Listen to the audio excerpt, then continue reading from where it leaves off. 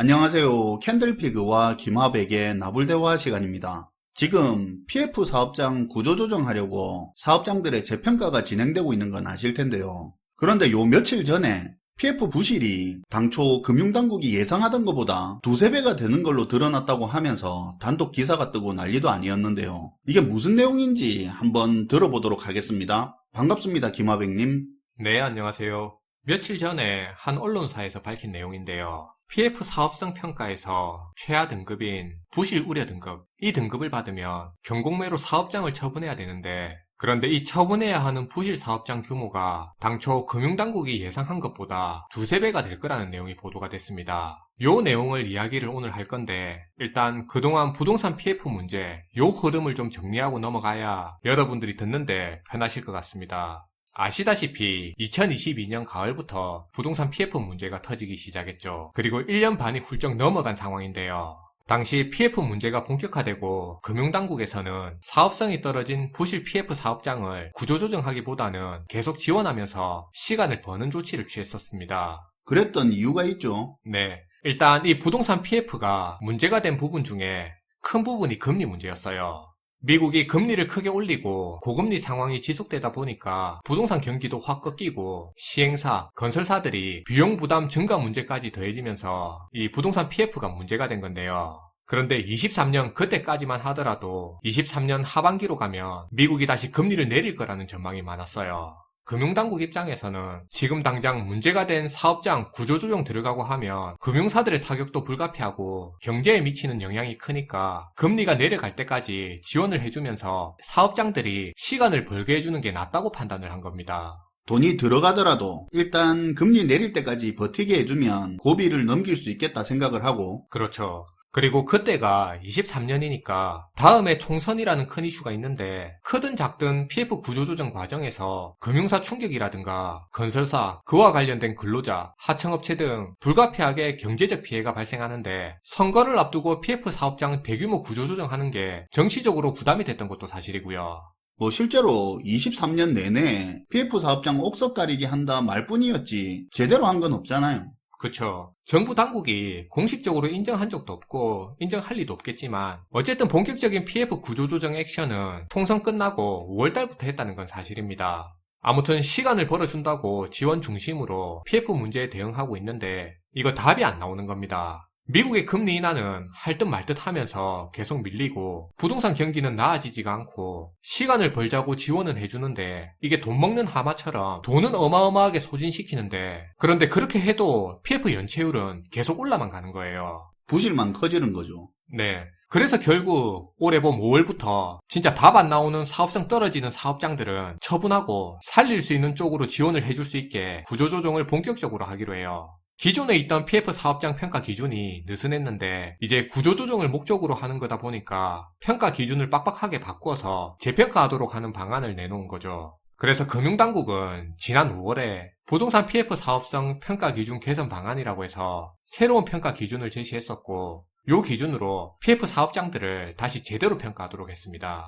새로운 기준에 따라서 부실 우려라는 최하 등급을 받으면 사업장 처분해야 되는 거고 그렇게 경공매로 넘기면 당연히 땅 샀을 때만큼 그때 가격으로 안 팔리니까 거기에 돈 빌려준 금융사들은 손실 볼 가능성이 크겠죠. 그쵸. 그리고 바로 윗단계 유의 등급이 나오면 재구조화, 사업장 구조조정을 해야 되는 거고. 맞아요. 그러다 보니 금융사들이 PF 사업장이 부실 우려 등급이 나오는 걸 걱정하는 겁니다. 처분하면 손실이 확정되는 거니까. 그쵸. 어쨌든 현재 금융당국에서 제시한 그 기준으로 PF 각 사업장들에 대해 평가가 진행되고 있어요. 금융당국에서는 이 결과에 대해 시장 충격 우려가 있다고 해서 공식적으로 재평가 결과에 대해서는 발표 안 할 거라고 하는데 어쨌든 곧 나오게 될 그 결과에 따라 구조조정은 계속 진행이 될 겁니다. 그래서 지금 평가가 계속 진행되고 있는데 그런데 2주 전쯤 금융감독원에서 금융사들이 제출한 사업장의 사업성 평가에 대해서 확인하겠다고 한 거예요.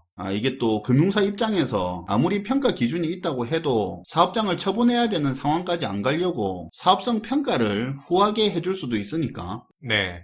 금감원에서 현장 점검을 한다고 하면서 부동산 PF 사업성 평가를 지나치게 관대하거나 미흡하게 한 금융사들은 현장 점검을 실시하겠다고 했습니다. 그러면서 신협, 저축은행, 캐피탈사 등이 우선 점검 대상이라고 발표했어요. 그리고 점검에 나섰는데요. 그런데 이러니까 이제 여기서 웃긴 게 이렇게 하고 나서 2주 만에 엊그제 터져 나온 뉴스가 뭐냐면 갑자기 저축은행 업계에서 이번에 자체적으로 부동산 PF 사업성을 평가해 보니까 부실 사업장 규모가 원래 예상보다 2~3배가 더 확대될 거라고 발표한 거예요. 뭐지? 이 비하인드 스토리가 뻔히 보이는 발표는? 네. 그럼 그 2주 사이에 무슨 일이 있었는지 구구절절 얘기 안 해도 우리가 뻔히 예상할 수 있잖아요. 저축은행을 비롯해서 금융회사들은 자기들이 해준 대출을 스스로 평가한 거니까 PF 사업성 평가를 관대하게 했을 가능성이 큰 거고, 금융당국 입장에서는 그런 금융사들이 자체적으로 너무 느슨하게 평가한 것 같으니까 제대로 평가한 게 맞는지 금융당국이 직접 들여다본다고 하고 나서 갑자기 저축은행 쪽에서 2배가 넘는 부실 규모를 이야기한 거예요. 그래서 지금 이런 상황이 진행되고 있어요.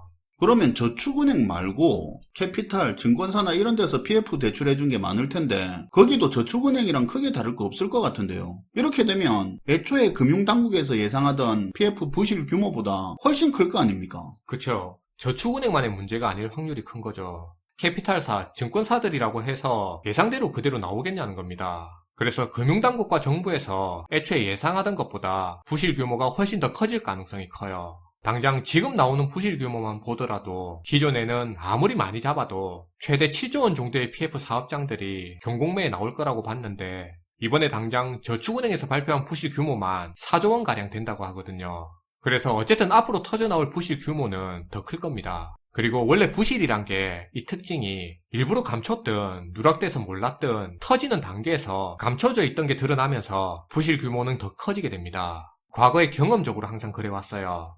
이번에 부실이 갑자기 예상보다 2배가 넘게 나타났다고 하더라도 어쨌든 이것도 평가 단계에서 드러난 수치잖아요. 다 드러난 게 아닐 수 있습니다. 이것도 실제로 만약에 나중에 터지고 보면 부실의 특징상 생각외로 엄청나게 더 커질 가능성이 커요. 그리고 지금 이 문제가 조용하게 진행되고 있어요. 최근 수도권을 중심으로 회복되고 있는 이 부동산 시장에 초칠까봐요. 아직 지방은 힘들다 하더라도 어쨌든 서울을 중심으로 수도권 일부 부동산 시장은 살아나는 분위기는 나오니까 지금 이런 타이밍에 사업장을 조금이라도 비싸게 처분해야 되거든요. 근데 이렇게 어렵게 띄운 분위기를 초칠 수 없잖아요. 손절을 해서 잃을 때 잃더라도 반등 나오는 시기에 팔아야 조금이라도 손해를 덜 보니까. 맞아요. 말씀 잘하셨는데요. 이후에 실제 사업성 평가가 끝나고 당장 부실 PF 사업장을 구조조정해서 처분해야 하는 금융사들 입장에서는 손실의 규모가 얼마가 될지 모르겠지만 어쨌든 당장 손실을 확증하는 일이 되잖아요. 그래서 기본적으로 정리 작업을 계속 미루고 안 하려고 하는 겁니다. 그러다 보니까 이미 벌써부터 지금 나오는 얘기가 최근에 금융당국에서 전 금융권에다가 이런 지침을 내렸는데 다음 달 9일까지 부동산 PF 사업장 사업성 평가 제대로 해서 유의나 부실 우려 등급이 나오는 사업장들은 등급에 따라 유의 등급이 나오는 데는 재구조화하든지 자율적으로 매각하는 방안 내놓고 부실 우려 등급이 뜨는 데는 경공매로 처분하는 방안을 제출하라고 했는데요. 그리고 이게 계획 제출하고 나서 6개월 안에 다 정리할 수 있는 계획을 제출하라고 했습니다. 그러면서 이제 이런 말도 덧붙였죠. 만일 부실 사업장 신속하게 제대로 정리 안 하고 연체율만 계속 올라가게 놔두는 금융사 있으면 금감원에서 그 금융회사의 경영 실태를 직접 평가하겠다고 했습니다. 경영진의 문책 경고 등 중징계 카드를 꺼내는 방안까지 거론하면서요. 근데 이러니까 이제 금융권에서는 아니 이게 왜 6개월이라고 제한을 두냐, 그렇게 6개월로 한정해버리면 이 6개월 기간 안에 경공매 대상 사업장들이 시장에 대거 다 몰리게 되니까 그렇게 되면 오히려 자기들 손실이 더 커질 수 있다는 겁니다. 근데 또 금융당국 입장에서는 그나마 지금 부동산 시장 회복될 때 이때 빨리 정리하자는 거죠. 이게 사실 이해관계의 충돌이죠. 금융당국 입장에서는 부실 사업장이 정리되는 게 중요한 거니까 그나마 반등 나올 때 빨리 처분하라고 하는 거고, 금융사는 큰 손실을 확정짓는 게 싫으니까 옆에서 반등 나올 때 팔라고 압박해도 자기들이 받아들일 수 있는 손실 수준으로 줄어들 때까지 버틸라고 하는 거잖아요.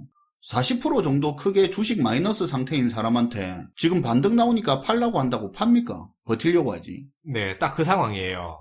그리고 이제 나중에 구조조정 과정에서 실제 경공매를 진행하더라도 입찰 가격도 또 문제인 게 PF 사업장에 돈을 대준 채권자 안에서도 선순위하고 후순위 입장이 또 완전 갈린다는 겁니다. 무슨 말입니까? 이게 실제로 있었던 이야기인데요. 수도권에 있는 한 PF 사업장의 대주당 같은 경우 사업장이 부실해져서 공매로 넘기기로 결정을 했는데도 이게 입찰 가격 때문에 끝내 결론을 내지 못했는데요. 공매에 나갈 최저 입찰 가격을 얼마로 할지 선순위 채권자인 시중은행하고 후순위 저축은행이 입장차를 좁히지 못했기 때문인데요.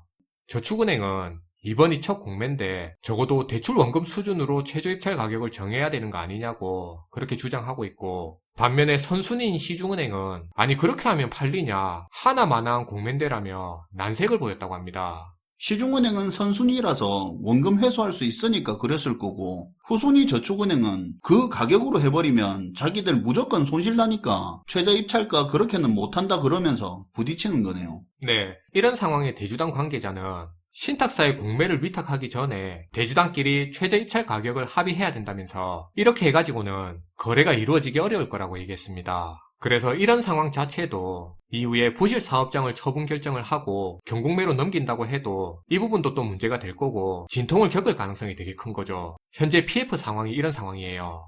그래서 지금까지의 내용을 정리해서 얘기하면, 만약에 이제 부실이 터지면 거의 100% 예상보다 더 커질 수밖에 없는 상황이고, 또 하나 나중에 부실이 터져도 구조조정이나 사업장 처분이 진통을 겪는다는 겁니다. 부실 상황에서 드러나는 전형적인 특징을 지금 그대로 다 보여주고 있는 거예요.